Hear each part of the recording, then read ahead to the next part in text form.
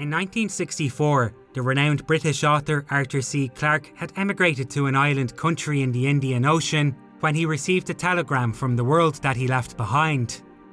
The famous film director, Stanley Kubrick, was going to make a science fiction picture, and Clarke was the man he wanted to write the story. As a telegram relayed to Clarke said, "Stanley Kubrick, Dr. Strangelove, Paths of Glory, etc. Interested in doing film on ETs. Interested in you. Are you interested? Thought you were a recluse." Amused by the accusation that he was a recluse and perhaps a little peeved, Clarke replied in a similarly abrasive tone, "Frightfully interested in working with enfant terrible. Contact my agent.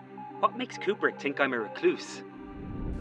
It was an exchange you could say would exemplify the relationship that was about to form, both in the writing of their story for 2001: A Space Odyssey and as a result of the tremendous success that both the novel and the film would enjoy.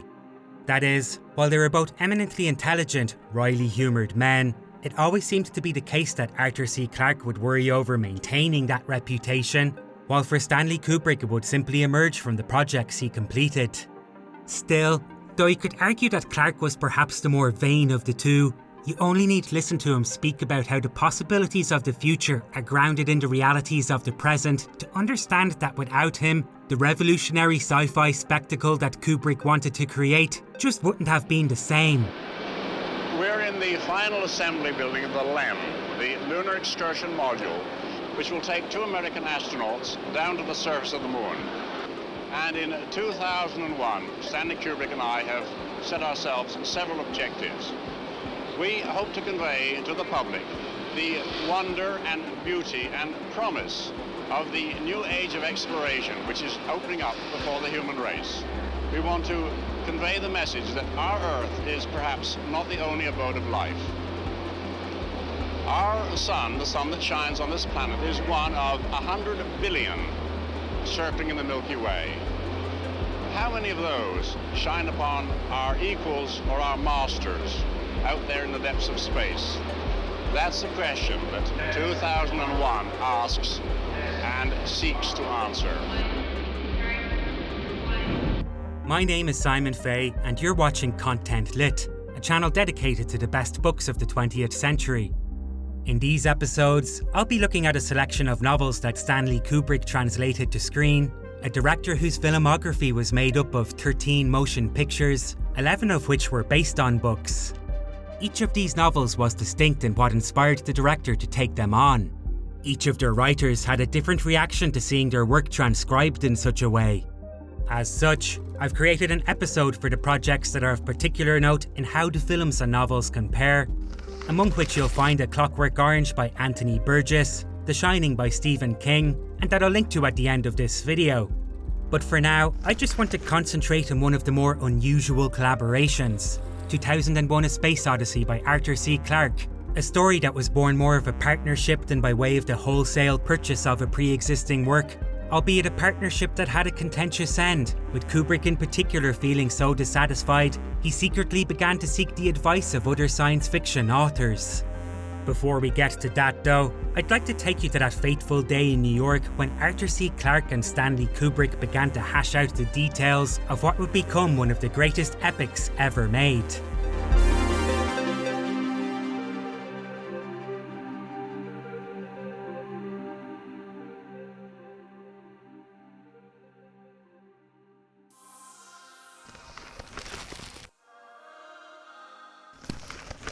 If you're a fan of 2001: A Space Odyssey, you probably know that it isn't accurate to say that the film was based on the book, nor was the book a novelisation of the film. In reality, the concept was commissioned by Kubrick, who agreed with Clarke when the writer suggested his short story, The Sentinel, would be a good candidate for them to develop further. The two men had met each other at a restaurant in New York after an exchange of letters in which Kubrick asked Clarke to come to America and declared his intent to create the first good science fiction movie, a descriptor which brushed aside the notion that any of Hollywood's previous attempts were worthwhile, but more notably, was practically an understatement in terms of what they would go on to achieve. Foreshadowing this, Arthur C. Clarke was chosen for the project because many believed that when it came to science fiction writing, he was the best. At the time, Clarke had cemented his legacy as a master of the genre with novels like The City and the Stars and Childhood's End, both of which combined his general knowledge of numerous scientific fields with a startling view of what humanity could become when confronted with the possibility that we aren't necessarily limited to a corporeal existence. Either of these novels could have been a good film in their own right, so it's worth asking why Clarke pushed his short stories on Kubrick instead. As it happens, the final version of 2001 would not only take aspects of The Sentinel, but also for many of Clarke's other smaller works, namely Encounter in the Dawn, Breaking Strain, Who's There?, Out of the Cradle Endlessly Orbiting, Before Eden, and Into the Comet. Having read each of these, I can say that some showcase the cheesiness you can imagine in the genre of the time, but that most would have made entertaining films, with Breaking Strain being the more compelling of the bunch. Though I suppose by examining a broad swath of stories, it allowed the director to pick and choose what he liked from Clarke's decade-spanning career, and to deliberate on how the elements might be combined to create a truly cinematic experience. In any event, Kubrick didn't want Clarke to limit his imagination, so rather than develop a script from all of the source material, he suggested they first write a novel with the working title of How the Solar System Was Won, later known as Journey Beyond the Stars, such that their imaginations would find infinite possibilities for expression before they set about the more mundane task of putting it into a screenplay. 2001: A Space Odyssey, as the story went on to be known, was to be Kubrick's magnum opus. An enormous production that would tackle the subjects of space exploration, human evolution, extraterrestrial intelligence, his desire to weave a tale of epic grandeur, and on a more intellectual level, his ambition to alter the form of cinematic storytelling. Of all this, Clarke might not have matched Kubrick in the effort to push his medium forward, though on every other level, he was more than up to the task. To begin with, the introduction to the novel 2001 starts by putting your own life into context with what you're about to read. Behind every man now alive stand 30 ghosts, for that is the ratio by which the dead outnumber the living. Since the dawn of time, roughly 100 billion human beings have walked the planet Earth. Now this is an interesting number, for by a curious coincidence, there are approximately 100 billion stars in our local universe, the Milky Way. So for every man who has ever lived, in this universe there shines a star. It's an awe-inspiring thought, almost terrifying in its size. You can practically feel a bout of vertigo as you imagine that long line of humanity descending into the depths of history, then look up to see an even longer one stretch toward the stars. You could even go so far as to say that within this one paragraph, the two main themes of the story are established, the questions of where humanity has come from and where it's going to go, though it's fair to say that the beautifully rendered concept would have been all for naught if Clarke didn't then continue to put forward suitably compelling answers. The story for 2001 sees its first sunrise over a tribe of early humanity.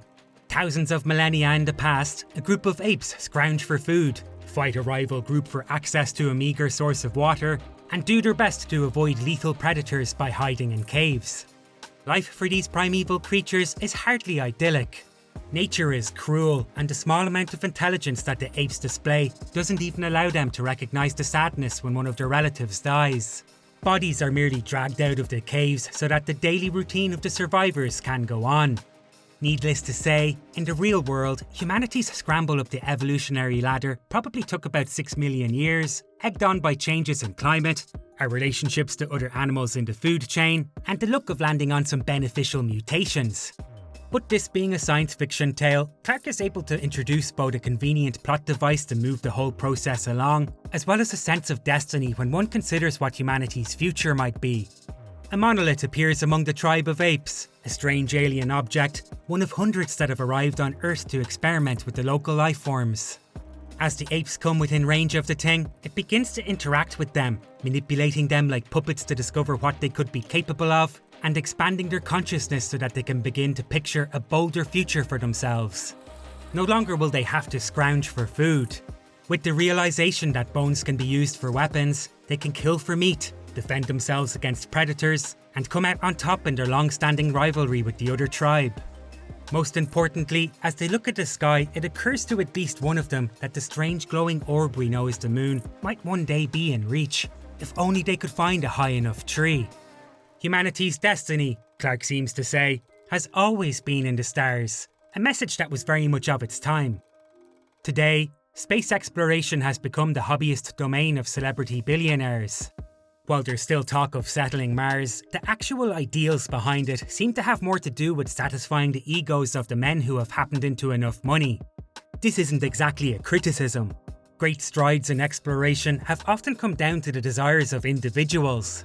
I just mention it because I think it helps to highlight how different the motivations behind such undertakings were when 2001: A Space Odyssey was written. The so-called space race that defined the era was a competition between the United States and the USSR. It started in 1955 with the launch of the Soviet satellite Sputnik, but wouldn't begin in earnest until President John F. Kennedy recognised America's need to assert its dominance in science and technology. Interestingly, one of the projects he considered for this purpose was to create a way to separate salt from water in order to provide a solution for droughts around the world, but instead settled on the more bombastic image of putting a man on the moon. Nevertheless, while you could say that a nationalist competition between two political entities was hardly any better than what drives expeditions into space today, it's important to note that beyond the propaganda that propelled the endeavour, many in the public discovered a genuine love of science. Clarke and Kubrick began their collaboration when the race between the nations was at its most intense, the mid-1960s, 5 years before the Americans would finally win. To put the difficulty that they foresaw with this in context, it wasn't even a given that landing on the moon was possible. As Clarke put it himself, it was argued by some that the surface might not be solid enough on which to land. Any lunar spacecraft might simply sink into a sea of sand. So, while it was certainly a goal for Clarke and Kubrick to let their imaginations run free, it's also a credit to them that the story was grounded in scientific reality. To the best of their abilities, each challenge in space exploration was anticipated to such a degree that when NASA sent its first probe to the moon, Kubrick became worried that their predictions would become obsolete and so consulted with Lloyd's of London to see if the project could be insured against such an eventuality happening before the movie's release. In particular, this dedication to believable scientific predictions is best characterised in an early section of the book, tucked neatly between where humanity has come from and where it's going to go. Part 2 of Clarke's 2001: A Space Odyssey pans out from the primal time of the ape-like creatures to a not-too-distant future when a character named Floyd is about to embark on a journey into space. That dream of the moon-watching ape, long ago envisioned from a jagged, drought-ridden terrain, is now a commonplace part of day-to-day life. As Floyd travels towards the moon, we're given an understanding of how the tenuous balance of power is maintained among the ape tribe descendants with the nuclear weaponry that orbits the Earth, provided with an explanation of how a facsimile of gravity is generated on an international space station, given a passing look at how extraordinary gadgets like video phones are just a trivial part of anybody's life, and are even treated to a full-page demonstration of how the toilets in outer space might work. Moonwatcher's dream, you could say, has been repackaged here for the people of the 20th century. Throughout the entire section, Arthur C. Clarke's interest in how all of this technology works is utterly infectious to the extent that when it's put in context with where humanity started, you can't help but feel a swell of pride for what our civilization could accomplish. That said, if you do go on to wonder if it would really only be in service of upping the stakes in an eternal tribal war, Clarke makes sure to build on the mystery that he planted at novel's start. Another alien object has been found. As Floyd goes on to learn, it was located beneath the surface of the moon thanks to a strong magnetic field that it had generated. Though unknown to him, it's the same shape as the one that touched his ancestors, and when it's exposed to the light of the sun, it broadcasts a signal that points like an arrow into the depths of space. The future of humanity, after all, is to go further into the solar system than the moon. Now, when you say that Arthur C. Clarke had a working knowledge of science, you probably think about his practical expertise in its numerous fields. With a first-class degree in physics and mathematics, it was he who put forward the idea that orbital satellites would be ideal for communication, and his 1951 book, The Exploration of Space, was actually used to convince President John F. Kennedy that it was possible to go to the moon. As you can imagine then, the section of the story in which Floyd journeys away from the Earth is typified by Clarke's explanations of how things like physics and engineering actually work.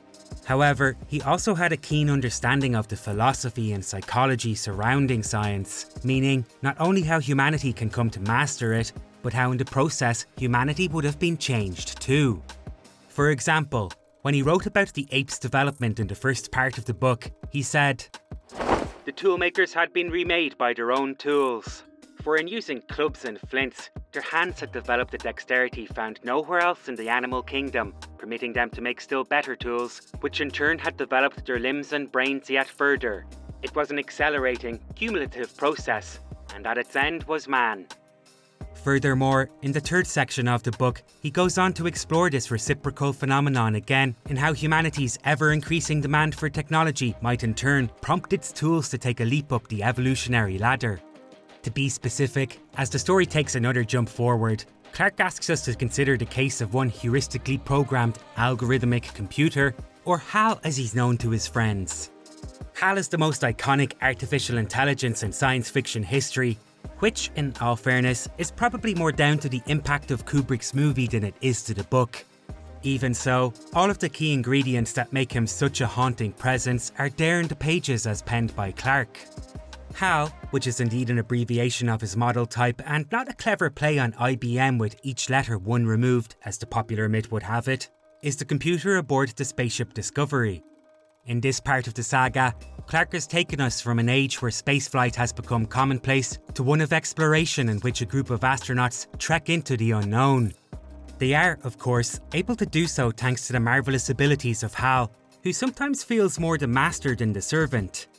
What's more, in the way that the astronauts' personalities are written, you could say that the humans act more robotically than the artificial intelligence that looks after them. Every day is a strictly regimented series of chores for the men, with little time to grow bored, want for something better, or to envision a future that goes beyond anything other than further gratification of their most base desires. In actuality, the main astronaut, a man named Bowman, seems to have only signed up for such an automated quest so that he can enjoy the riches and fame he'll experience on their arrival home. Would that it were so simple. Unbeknownst to Bowman and his closest colleague, their actual mission objective is to be held a secret from them.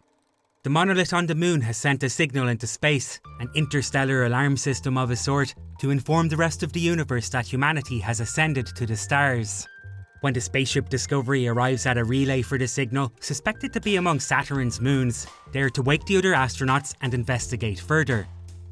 With this persistent plot element, the mystery of the monoliths is as compelling as ever, but rather than retread old ground and simply draw out the events for the sake of a novel-length story, one of Kubrick's other cherry-picked interests is woven into the plot. Through a programming error, HAL has attained what appears to be a new level of consciousness and free will. As part of the mission, he has been informed to keep the complete requirements of it from Bowman and his colleague, but experiences a conflict of interest when he attempts to resign this critical objective with the fact that their well-being is of primary concern. Coupled with the nature of HAL as a machine that knows he's practically incapable of making a mistake, he undergoes a complete and utter mental breakdown, and first demonstrated by neurotic pauses in his speech, then by the murder of most of the crew, and finally in a struggle that acts as a demonstration of one of the most basic definitions of life: the need for self-preservation. The writing throughout this section is unbearably tense, aided in no small part by Clarke's cold descriptions of how exactly space and technology work. The lethal vacuum that exists just outside the ship feels like a constant threat, and the danger of humanity's tools deciding that humanity is no longer needed is as forcefully felt today, when innumerable science fiction franchises have rehashed the danger, as when the book was written. It's in these chapters that Clarke truly gives us a sense of the story as something larger than life. In callbacks to historical Antarctic expeditions, the great American novel Moby Dick, and appropriately enough to Homer's Odyssey, the astronauts are held up as counterparts for the heroes of the past. That is, halfway through the pages of 2001: A Space Odyssey, I think you can say that Kubrick's challenge to create a story of mythic grandeur is already met. In particular, the sections where Bowman is forced to undertake the morbid process of dismantling the computer's brain are both moving and strangely grandiose. As HAL begins to devolve during the course of the operation, he sees his life flash before his eyes, such that he begins to sing the nursery rhyme that his makers taught him, Daisy Bell by Harry Dacker. It's a fitting choice on Clarke's part, given that it's the first song a computer ever performed, having been programmed into the IBM 7094 in 1961, which makes it both a memory of a time Hal was just an innocent child who had yet to betray his parents, and an appropriate thematic reference to his technological ancestors. More than that though, since humanity isn't just the parent of Hal, but of all intelligent computers, it's fair to draw the comparison of his gods punishing him for attempting to overtake them, a particularly frightful idea, given that when the story progresses, it will be Bowman who meets humanity's god, completely ignorant of whether he'll be treated the same. Of course, given how the plot unfolds, it might be more reasonable to say that humanity leaving its tools behind is a necessary step in the evolution that the monolith makers had in mind.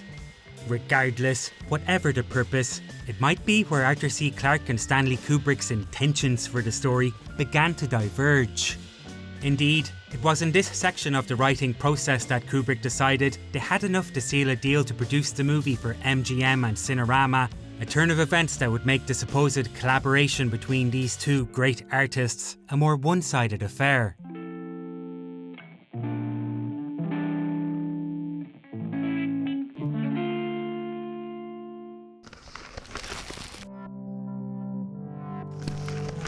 It's fitting that as the astronauts begin to discuss the possibility that something is wrong with Hal, Kubrick's motion picture version of the story placed an intermission for the audience to ponder over what they'd experienced so far.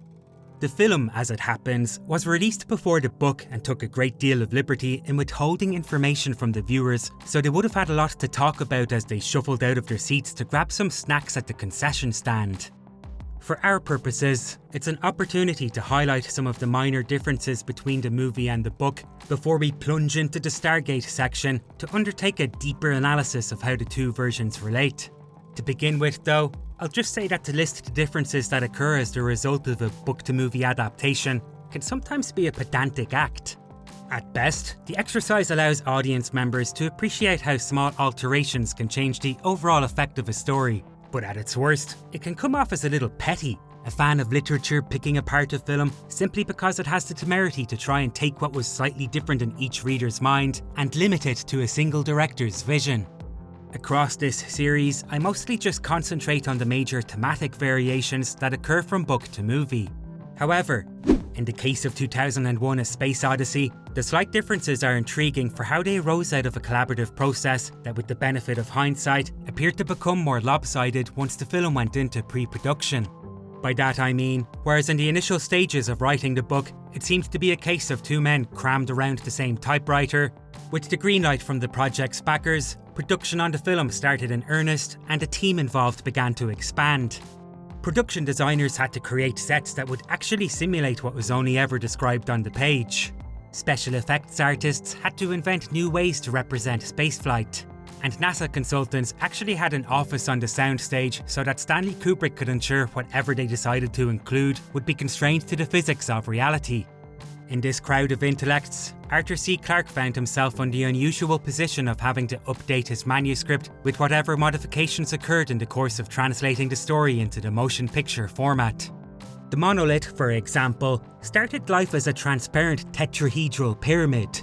However, Michael Benson's behind-the-scenes book states that the firm hired to build a plexiglass version of it for the movie said that the shape would be too difficult to create and recommended they construct a flat slab instead. On top of this, once the slab was on set, Kubrick was disappointed by its glassy appearance and so approved the art director's suggestion that they make the whole thing black. It's a pretty down-to-earth backstory for one of the most cryptic movie objects ever created, but some of the mystery is recaptured by the fact that there seems to exist development photographs of a black pyramid placed on set. Meanwhile, for Clarke's part, though he had to reflect all of these changes, he managed to keep some details of his own in the final manuscript. For instance, his version of the monoliths conformed to a consistent 1:4:9 ratio, the squares of the first three integers. In the book he says these dimensions held to the limits of measurable accuracy. By their inclusion, he could point to the monolith builder's knowledge and skills, but it was a trade-off that resulted in a much taller form than Kubrick's version, which was presumably kept a little more stout, to aid in creating better shots for the widescreen Cinerama format. In another interesting example, in Clarke's version of the moon section, we meet a young girl who grew up outside of Earth's gravity and so is at least twice as tall as a normal child her age, a quirk I can imagine the film team omitted for fear that it might appear too silly, although you'd be wrong to say the film is entirely absent of humour. The sequence where Floyd uses the zero-G bathroom, for example, finds a home in the film whereby the character examines an overly elaborate list of instructions and apparently thinks better of actually giving the contraption a try. Of the more notable differences, the trip that the spaceship Discovery embarks on in the book takes them on a route to Jupiter before it utilises that planet's gravity to catapult them towards Saturn, a tour that was very much in line with the project's working title of How the Solar System Was Won, but that was left out of the movie altogether due to Kubrick's opinion that they couldn't produce a satisfactory effect for the gas giant's rings.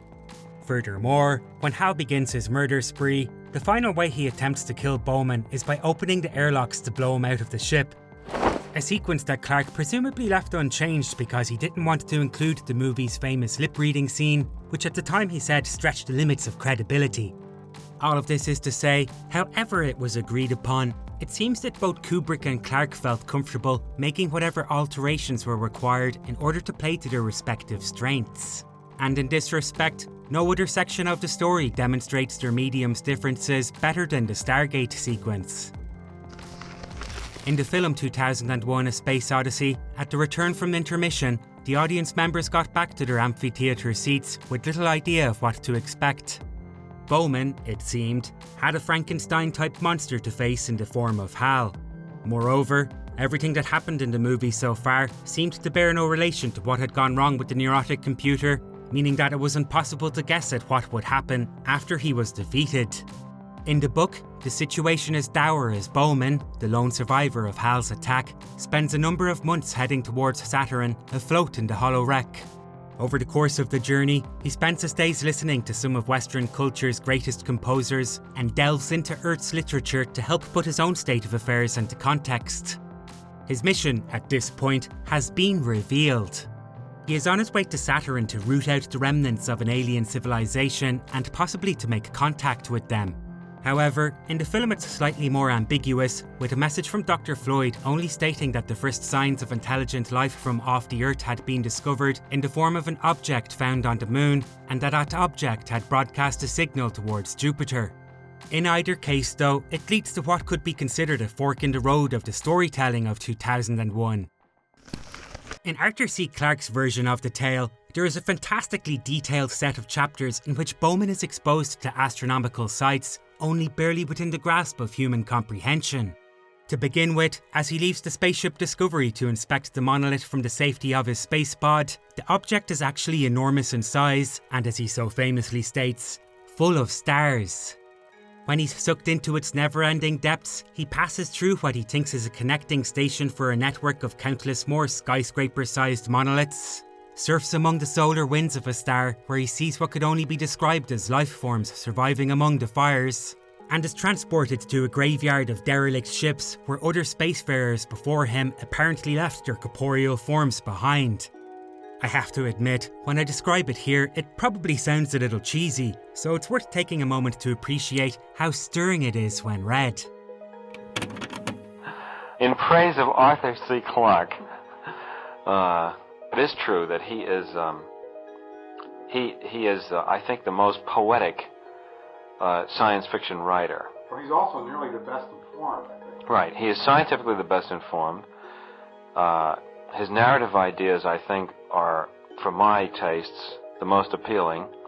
I tell you what he also managed to do. He can take an inanimate object, like a star or a world or even a galaxy, and somehow make it into a very poignant thing which almost seems alive. He has a way of writing about mountains and planets and worlds with the same poignancy that people write about children or love affairs. And for my part, I'd also add that the sense of vertigo Clarke managed to capture in the opening sentences of the book is stretched out in the Stargate sequence for entire chapters that not in a single instance begin to feel overly written or stale. I can imagine his sense of satisfaction when he shipped the early versions off to Kubrick, practically daring the director to tell him to tone it down for fear that it would overshadow the film. A concern you could argue Kubrick actually evidenced, given that in the notes he provided Clarke at the time, he said that since it wasn't possible for them to make a crystal clear block in the movie, he would like to have the block made black in the novel too. Nonetheless, if Kubrick ever did feel a tinge of hesitation, it must not have lasted long, because if there's a major difference between their respective Stargate sequences, I wouldn't say that it was in terms of what they were each capable of portraying, but rather one of tone. To be clear, Kubrick did have trouble envisioning what his version of the scene would entail, electing in the end to pursue a form of slit-scan photography as suggested by one of his special effects team. The technique resulted in some fantastic imagery, timeless thanks to the means by which it was created. However, the slit-scan sections were also combined with a colour splitting technique that has aged so badly I'd go so far as to say it makes the landscape sections of the trip look like they were run through an early Photoshop filter. In spite of this, the sequence succeeds thanks to the raw impact that's achieved. To be sure, you can point to this section of the story not just as the major difference in what Clarke and Kubrick could accomplish visually, so to speak, but thematically too. If I were to characterise the differences between them, I would say that Arthur C. Clarke's jaunt across the galaxy, while utterly mind-numbing in its size, is best described as an awe-inspiring and inspirational journey. Rather than just hint at the heights that our civilization could reach, he outright waves a hand over the universe by way of saying to humanity that someday, all of this could be yours. Stanley Kubrick's version, on the other hand, edges into the realm of cosmic horror. As the camera pans up from the floating monolith, Bowman's reaction to seeing the pools of light stream toward him isn't one of reverence, but rather of incomprehensible terror. Even at that, I'd be reluctant to only describe his emotional state as fear. As the sequence becomes more and more surreal, it's also as if his brain has become overloaded with a level of information it just does not have the capability to parse. What we as audience members hear through the chilling Ligeti score and see among the frames of multicoloured light is almost an abstracted representation of what seems to be causing him pain. In the scale of the universe, the inconceivable time span across which it has existed, and in the question of what power alien civilizations could have attained, Kubrick's Bowman doesn't have a religious awakening so much as it is an existential crisis, as shown by the silent screams you see pass over his face in blue-tinted dread. With such a marked difference in their respective astronauts' reactions, I do wonder if at any point Kubrick and Clarke philosophized about the ramifications of humanity meeting its maker. Certainly they appear to have had plenty of conversations about what such an occurrence could lead to in a practical manner, but given the differences between their portrayals of the monumental event, I suspect that Kubrick had some thoughts on the subject that he kept to himself. In any case, if there was a respectful competition between them, with the Stargate sequence at least, I don't think you can doubt that Stanley Kubrick won. The sheer impact of Bowman's frozen shock, coupled with the haunting movie score, has seared it into the consciousness of generation after generation of movie lovers. If it wasn't for it, you could make a decent case for the possibility that any discrepancies between the film and the book were largely down to the difference between the mediums. But as it is, I think it highlights the possibility that Kubrick had some intentions for the story which had little to do with what Clarke had in mind. Strangely enough, it's something that the science fiction author didn't fully appreciate until he saw Kubrick's vision played out on screen, an experience that apparently left him feeling somewhat betrayed, given that in one account from a friend, he left the movie at intermission, so hurt he almost came to tears.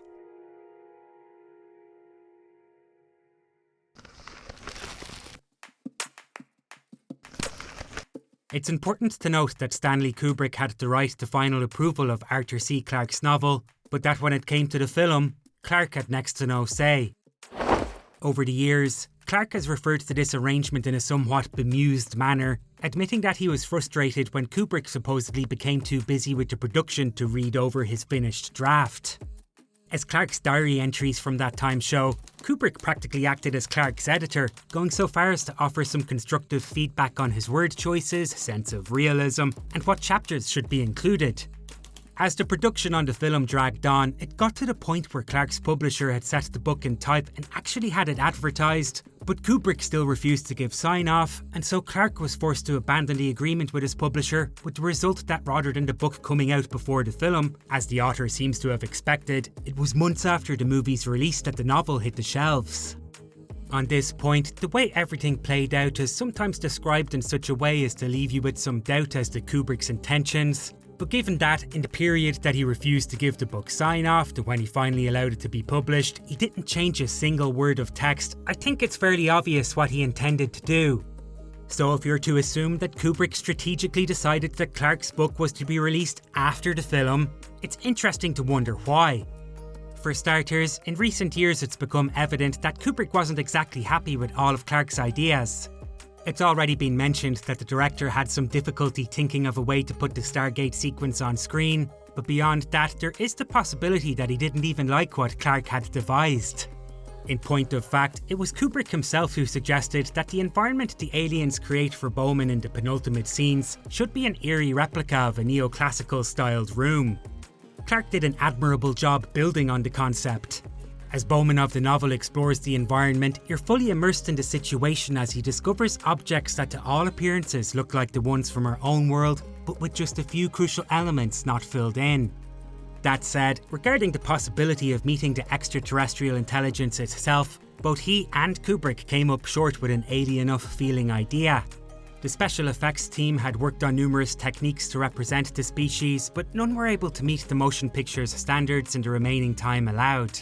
Early in the writing process, Kubrick had suggested to Clarke he should read The Hero of a Thousand Faces, the pseudo-academic text in which Joseph Campbell described the steps in a universal hero's journey by which a protagonist goes on a journey and returns home with newfound knowledge to the benefit of all his people. In this regard, Clarke's Star Child certainly lines up with Kubrick's mythic aims for the picture, but another source has said that the director wasn't sold on the ending. As a matter of fact, curious to see if anybody else could come up with something, at one stage Kubrick apparently approached at least 2 other science fiction authors to offer up ideas. Michael Moorcock, for one, a friend of Clarke's, was approached by Kubrick to give advice but declined on the grounds that he felt it would be disloyal and, tellingly enough, didn't reveal that he was asked to do so until after Clarke died for fear that it would hurt the man's feelings. And, what's more, Moorcock maintains that J.G. Ballard, an author who you could say was more in line with the somewhat nihilistic worldview that would appear in many of Kubrick's other films, was invited to share his thoughts but also declined. Oddly enough, J.G. Ballard himself never seems to have spoken about the opportunity, so I can't say why it didn't come to be, only that he would go on to voice his disappointment with how 2001 A Space Odyssey turned out, thinking that it strayed too far into the realm of fantasy. So anyway, besides the fact that Kubrick was apparently trying to cheat on Clarke, it's fascinating to note that the 2 men who he attempted to recruit were figureheads in what was known as science fiction's New Wave, an era in which the genre's most influential writers were more interested in the psychological impact of technology than they were in creating stories of outright optimism about its implementation. It could be that outside of Clarke's talent for weaving an emotional narrative with scientific expertise, the director wanted a writer who could help him explore the story in much more cerebral depth. All told though, with Clarke the main contributor to the project, his claim to the story itself has remained at least as equal to Kubrick's, though that isn't to say there weren't many other contributors who influenced the thing in 100 different ways. I suppose it isn't surprising that 2001 A Space Odyssey seems to have a claimant for many of its most memorable scenes. In a production that ran for over 2 years, the cast and crew members were encouraged to partake in the collaborative process of movie making, and Kubrick wasn't shy about approving some of their better ideas.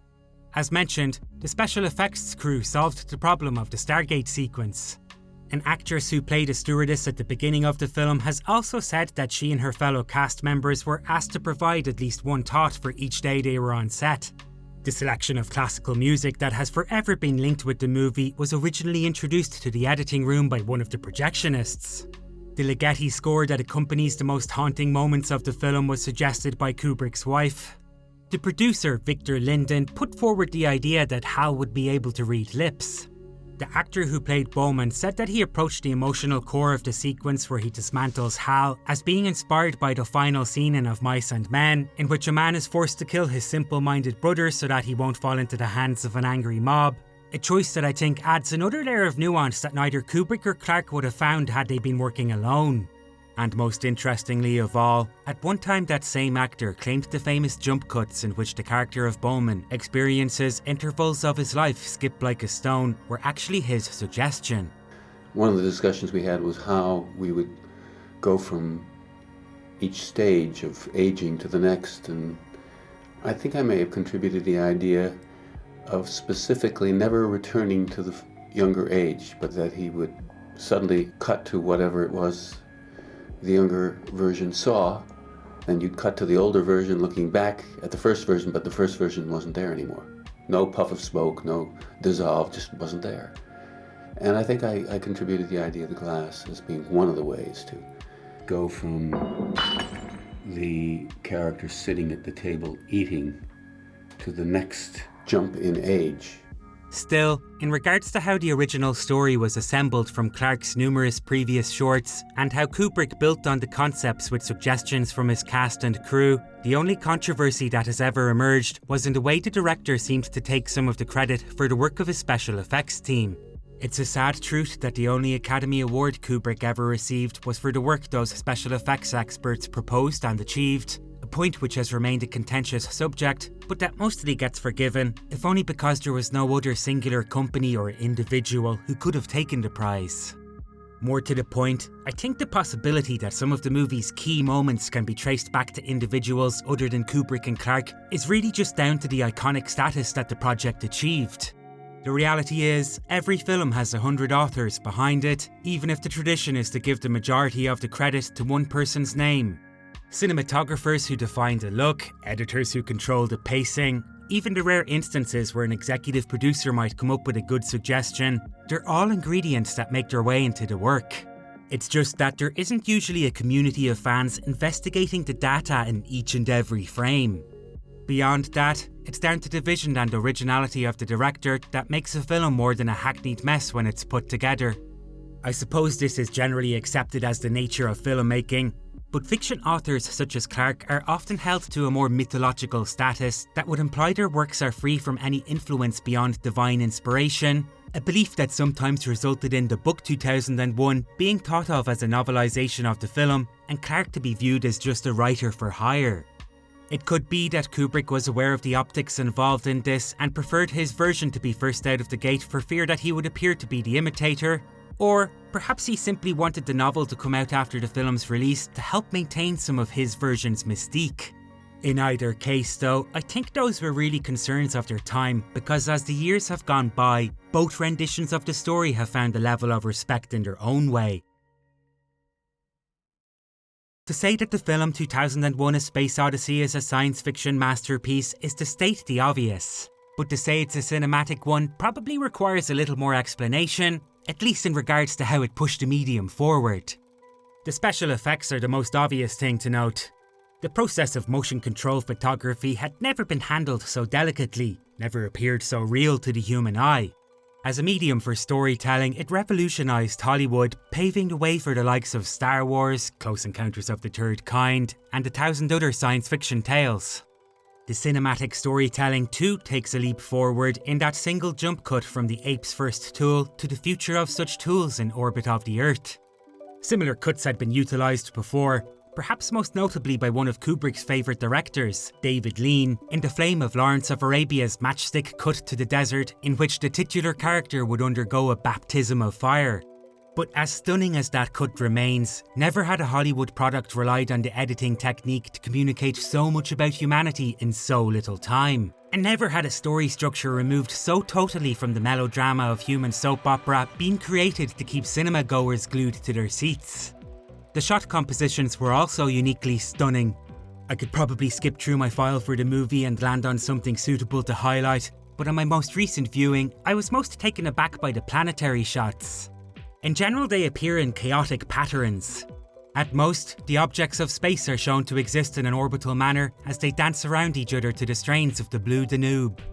But in any instance where humanity has come into contact with a monolith, they get framed in a more organised arrangement, which, to be clear, doesn't necessarily suggest that their positions have changed. Rather, with our exposure to the monolith, it shows how our perspective has. Furthermore, the discreet manner by which Kubrick selected what information to withhold from the viewer and what to allow has invited numerous interpretations of the material. For instance, in one such reading, you can take the opening score, also Sprach Zarathustra by Richard Strauss, as a direct reference to Nietzsche's text, Thus spoke Zarathustra. In that text, mankind is a bridge between the ape and the Übermensch, or the Superman, and the last stage he goes through in the achievement of such growth is that of the child. In a film that lacks explanatory details, this would confirm for the viewer that the star child we see at the end really is an evolved form of Bowman. In another reading, the title of the film is an obvious reference to Homer's Odyssey, a connection that's straightened by Bowman's name, which may refer to the character of Odysseus, a skilled archer and the man who kills the Cyclops, or in this case, Hal, which I suppose serves the main purpose of announcing the film's intention to act as a universal myth, not limited to the period in which it was made.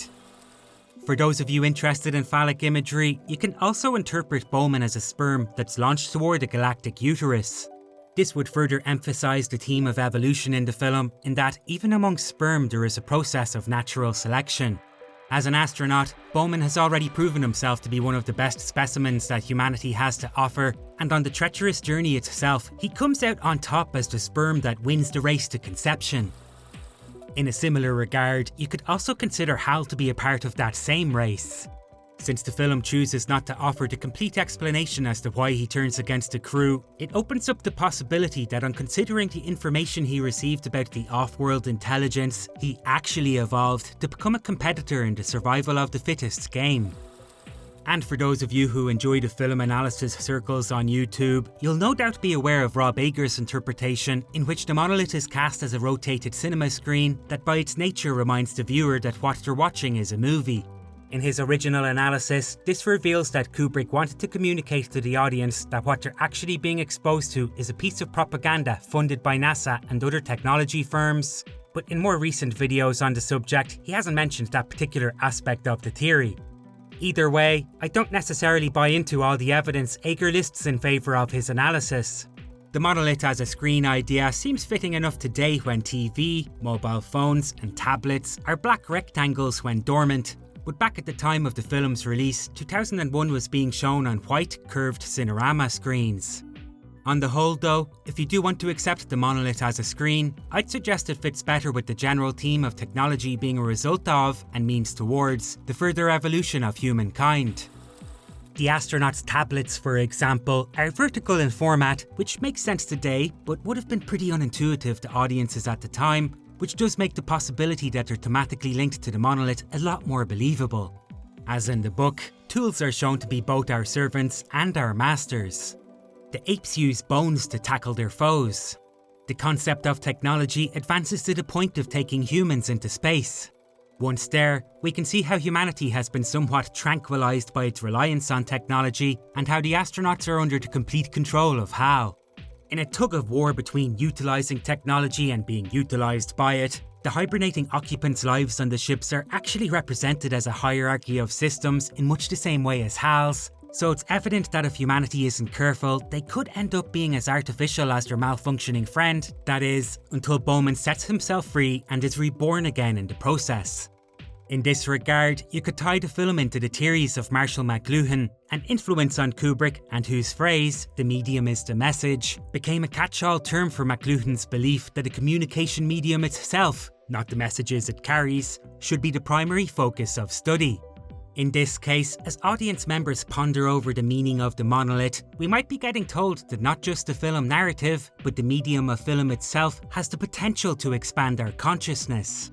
Admittedly, this kind of reading isn't as robust as the "Thus spoke Zarathustra" interpretation, which has such a clear function there's little reason to doubt its validity, but it came to mind when I remembered that Marshall McLuhan had actually been invited to a screening of 2001 hosted by Kubrick, only for McLuhan to fall asleep during the course of it, which just goes to show you should never meet your heroes.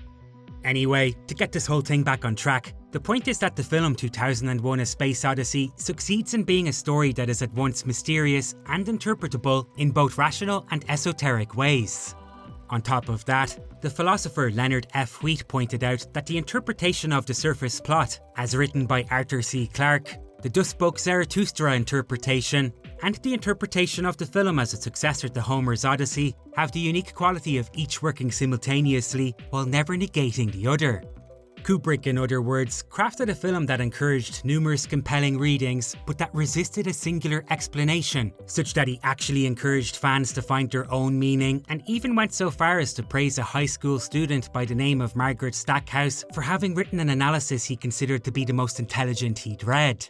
In her description, she saw the monolith as either representing perfection, evil, or the unknown, and outlined its possible significances at each stage it appears on screen. As ever though, it's important to note that Kubrick applauded her work as a compelling speculation, not the final key to understanding.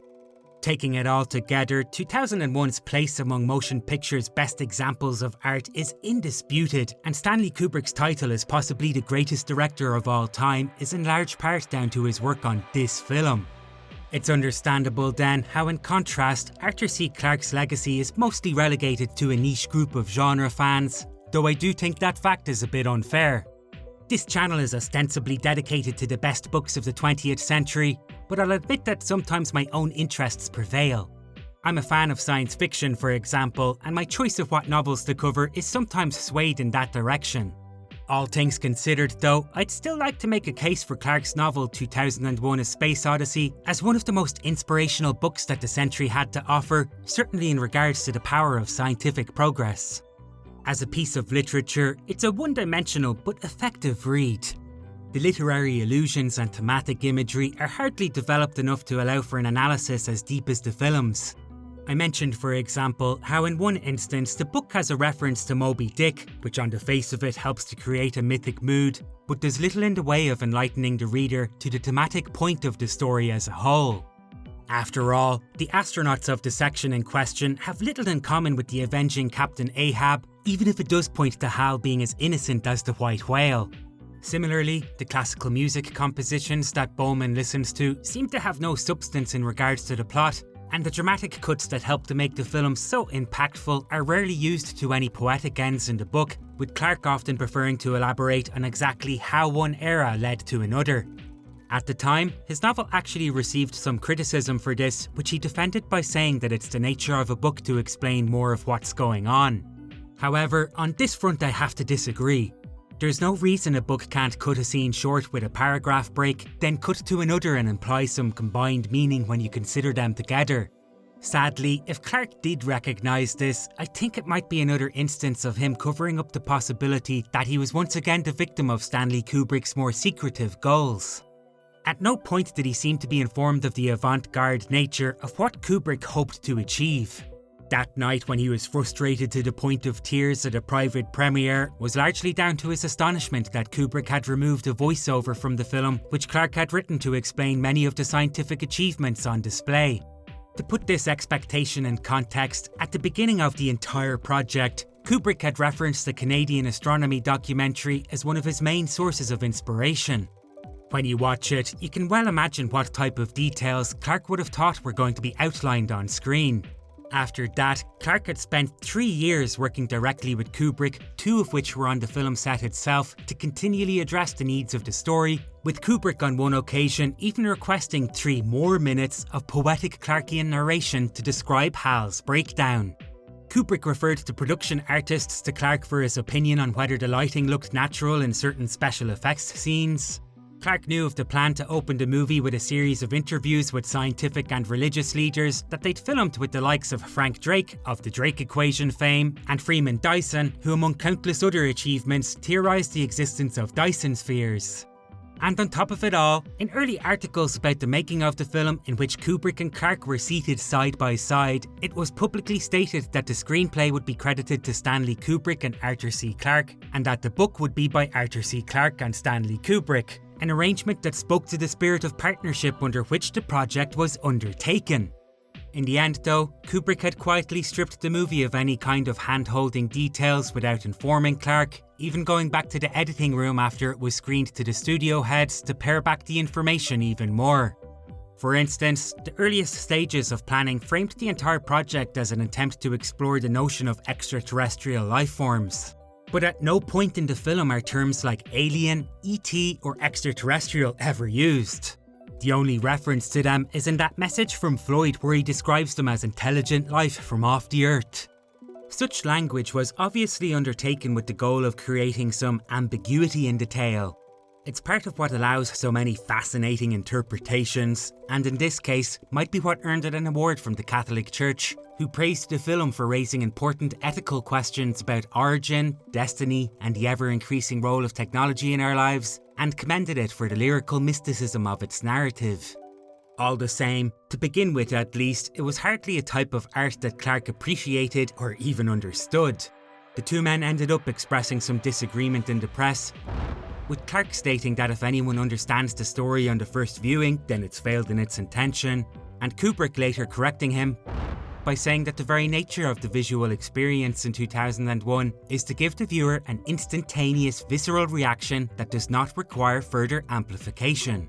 Kubrick would also go on to take some potshots at the notion that the book is a one-for-one explanation of what happens in the film, stating that Clarke really only took the original treatment from the script and updated it with some details he saw on the rushes while on set. Of that statement though, I think that Kubrick was being unreasonably dismissive, especially considering that one of the few times he provided a literal explanation of the plot, it matched up perfectly with what Clarke had written. The idea was supposed to be that he is taken in by godlike entities, creatures of pure energy and intelligence with no shape or form, and they put him in what I suppose you could describe as a human zoo, and to study him, and his whole life passes from that point on in that room, and he has no sense of time. It just seems to happen as it does in the film. And anyway, when they get finished with him, as happens in so many myths of all cultures in the world, he is transformed into some kind of super being and sent back to Earth. And we have to only guess what happens when he goes back. It is the pattern of a great deal of mythology. And that was what we were trying to suggest. Regardless, literary depth and innovation in form are hardly the only elements that can make a novel great. On that front, I'll admit that in the videos I make for Content Lit, great is a vague enough term so as to be interpretable in a myriad of different ways. Perhaps someday I'll come up with a definitive criteria for the descriptor, but for now I'm happy enough to consider it on a case-by-case basis. In this sense, whatever the book's shortcomings are when compared to the film, I think there's a lot to be said for considering it a classic in a way of its own. To be precise, its timeless impact on millions of readers and its nature as the pinnacle of an era within the genre of hard science fiction make it an easy pick for one of the all-time bests, at least in the world of sci-fi, with Kubrick, as already mentioned, having gone so far as to praise Clarke for the almost alchemic ability he had to bring natural phenomena to life. This ability was developed over the course of hundreds of short stories, which in a way, found its ultimate form in the pages of 2001. So much of what makes Clarke's version of the story worthwhile is his ability to stir in you the feeling of conquering a mountain when his characters trek across the empty darkness of space. I can imagine that while a reader at the time might have felt an informed sense of wonder at the imminent possibility of landing on the moon, it was an even further unknowns that a true sense of exploration could be found. To this end, in Clarke's version of the story, he makes sure to give you a substantial description of each celestial body that they pass by, not just in regards to the astronomical mechanisms that gave birth to such objects, but also in regards to the scientists that originally discovered them, making our struggle to understand the universe a century-spanning heroic endeavour in and of itself. For example, one short chapter is given over to the build-up and fallout the astronauts experience when they pass by an asteroid, an object hundreds of miles from their ship and of so little danger it only serves to highlight the complete lack of events they experience otherwise. When the astronauts slingshot around Jupiter, it's remarked that the planet has lost as much momentum as the spaceship Discovery has gained, but because of its enormous mass, no change in speed would be detectable, and so the time had not yet come when man would leave a mark on the solar system, which, by its phrasing, implies that such a time will come. When Clarke speaks about other objects, such as the moon called Iapetus, he makes sure to inform us that it was Cassini who discovered it in 1671, along with the unusual fact that it is 6 times brighter on one side of its orbit than on the other. And similarly, of Saturn's rings, he mentions that in 1945 they were estimated to have been born at the same time as the human race, a revelation that in the run-up to entering the Stargate gives them a particularly wondrous quality.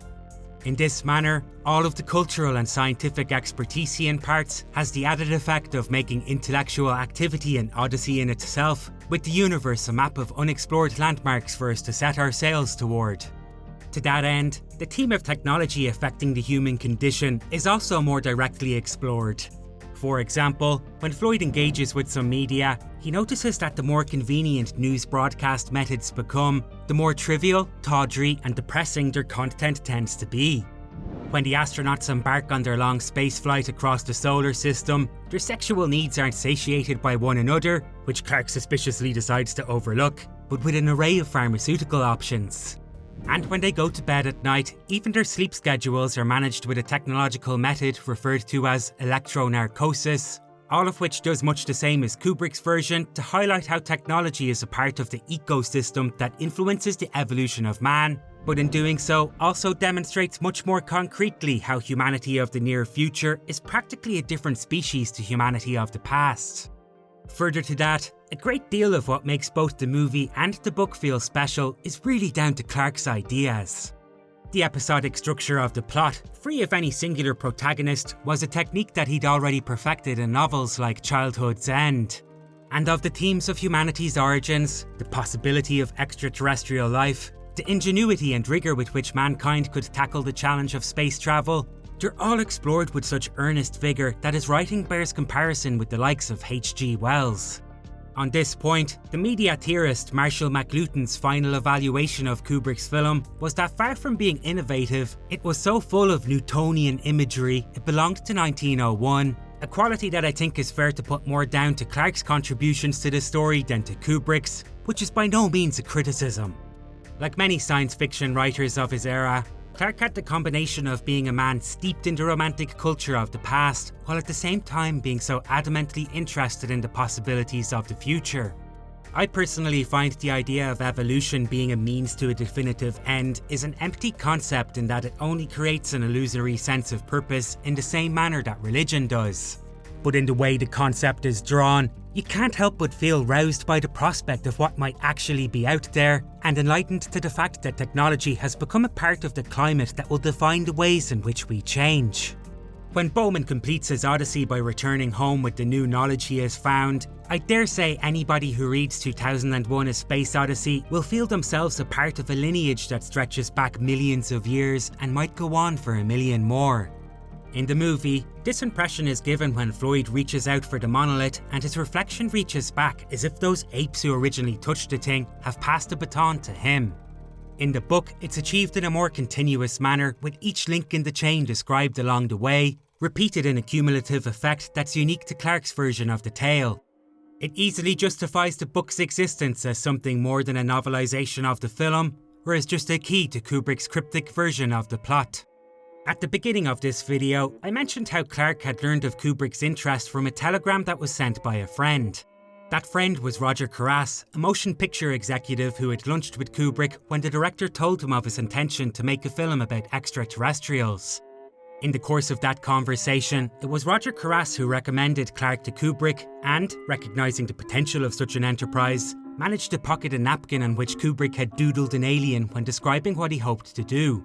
It would be a keepsake from what would turn out to be one of the most exciting collaborations of their time.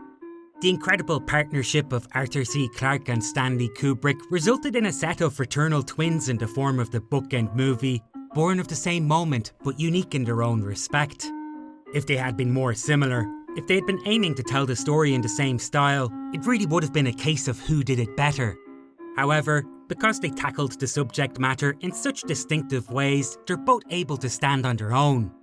As for the men involved, it seems that at some stage they might have disliked something in what the other produced, but over time, they evidently came to appreciate the respective versions to which they would forever be linked. Of Kubrick's picture, Clarke would go on to refer to it as our movie, and continue to insist that the most accurate credit for the screenplay should have been Stanley Kubrick and Arthur C. Clarke, while the authorship of the book should have been the reverse, which, along with the apparent joy he displayed in talking about both versions in the years since, I think points to an obvious sense of pride in having produced the story, however it turned out on screen. And of Clarke's abilities, the ever more private Kubrick would one day go on to compose a gracious letter in which he said that his one-time creative partner was deservedly the best-known science fiction writer in the world and had done more than anyone to give a vision of mankind reaching out from cradle Earth to our future in the stars.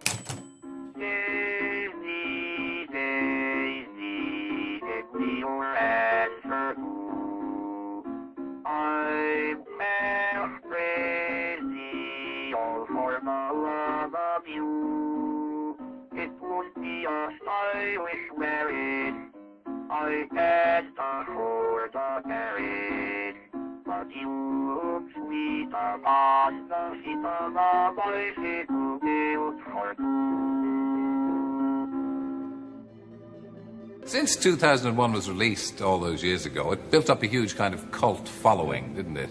What was the reason for that, do you think? I don't know. It's puzzled me. Of course, Stanley Kubrick's genius was the real reason, but it's obviously hit a lot of nerves. And it was slow to start. You know, when it came out originally, the first week, a lot of people thought it was a disaster. I can still remember one MGM executive saying, well, that's the end of Stanley Kubrick. And then slowly, not so slowly, it did build up, as you say, into a kind of cult.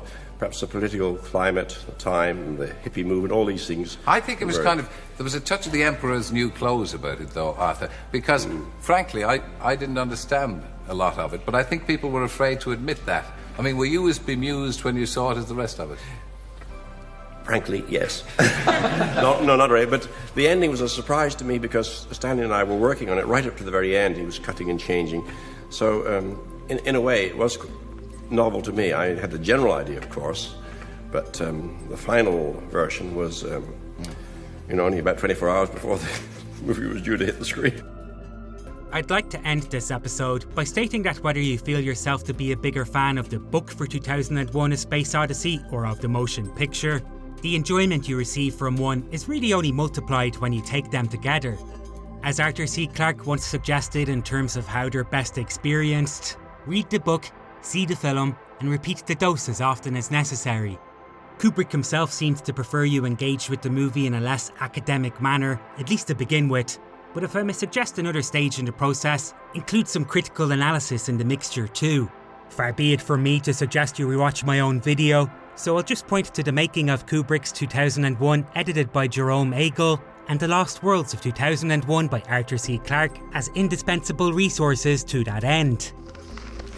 That said, if you'd like to stick with me a while longer, I have two other videos about books that inspired Stanley Kubrick: A Clockwork Orange by Anthony Burgess and The Shining by Stephen King, the links for which are appearing on screen now, if I have them published already, and are pinned in the comments below. I'd outright tell you which essay to try first, but I think that if you do rewatch this video, you might find that the hint was there all along. Until then,